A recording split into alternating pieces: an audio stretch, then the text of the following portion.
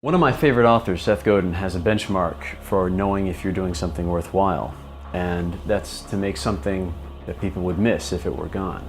We were fielding a lot of questions about where our heavy stuff went, why the aggression in our music had taken a back seat to experimenting with things like textures, synthesizers, and all that. So we had a bit of a reawakening.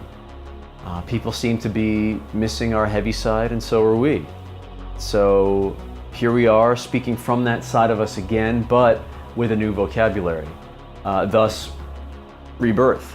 You know, it's really easy to just kind of write for yourself, which admittedly was something that we did a lot of for a few years after the release of Survival Machines in 2012. There was just so much experimentation and seeking out new tribes.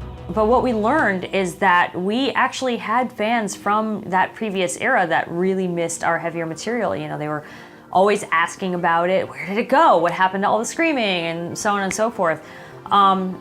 So choosing to listen to them and, you know, kind of make a record that not only would have a blast writing and recording, but would also sort of act as a way to say, like, yeah, we hear you.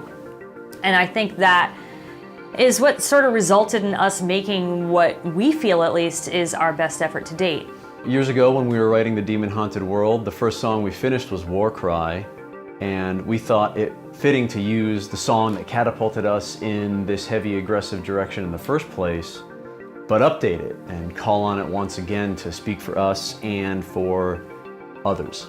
We didn't just follow our muse on this one and cast out a net in hopes that maybe we'd pull it back and have made a catch. What really hasn't changed is our perseverance. You know, we've been in this scene now for over a decade, but we still feel that we have something to say.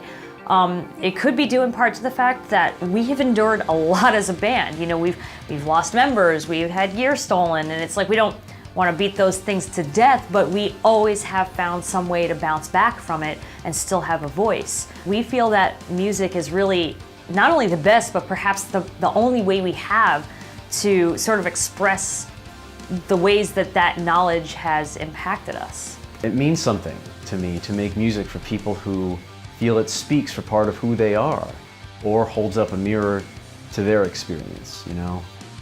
Maybe it just affirms long-standing beliefs, or it opens a door to parts of themselves they didn't know existed, but that's the big payoff. Not money, fame, or all those usual suspects. I do this to connect.